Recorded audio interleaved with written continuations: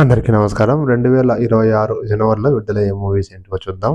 2025లో అల్ల Naresh movie 12 railway colony ఆశించిన స్థాయిలో ఆడలేదు. జనవరి 1న ఆల్కహాల్ రిలీజ్ అవుతుంది. జాతిరత్నాలతో మంచి యాక్టర్ అని ప్రూవ్ చేసుకున్న సితారా ఎంటర్టైన్మెంట్ బ్యానర్ లో నవీన్ పొలిశెట్టి మూవీ అనగనగా ఒక రాజు సంక్రాంతికి రిలీజ్ అవుతుంది.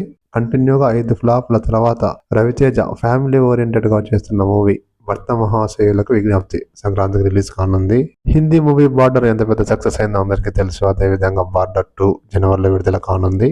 తమిళ హీరో విజయ్ పొలిటికల్ ఎంట్రీ ఇస్తున్న సమయంలో తన చివరి మూవీ జననాయకన్ ఈ సంక్రాంతికి విడుదల కానుంది. చాలా సంవత్సరాలుగా సక్సెస్ కోసం ఎదురు చూస్తున్న సూర్య మూవీ కరుప్పు ఈ జనవరిలో విడుదల కానుంది. చిరంజీవి గారు కంబ్యాక్ అయిన తర్వాత సంక్రాంతికి విడుదలైన వాల్తేరు వీరయ్య ఎంత పెద్ద సక్సెస్ అయిందో అందరికీ తెలుసు. అదే విధంగా అనిల్ రావిపూడి గారు కంటిన్యూగా 4 సార్లు సంక్రాంతికి రిలీజ్ అయ్యి బ్లాక్ బస్టర్లు అందుకున్నారు. వీళ్ళిద్దరి కాంబినేషన్ లో వస్తున్న మన శంకర ప్రసాద్ గారు సంక్రాంతికి రిలీజ్ కానుంది. మద్రాసితో ఫ్లాప్ అందుకున్న శివకార్తికేయన్ ఖచ్చితంగా సక్సెస్ కొట్టాలా అని చేస్తున్న మూవీ పరాశక్తి జనవరి 14న విడుదల కానుంది. హ్యాట్రిక్ హిట్లు అందుకున్న యంగ్ రెబల్ స్టార్ ప్రభాస్ నటిస్తున్న మూవీ రాజాసాబ్ ఈ సంక్రాంతికి విడుదల కానుంది.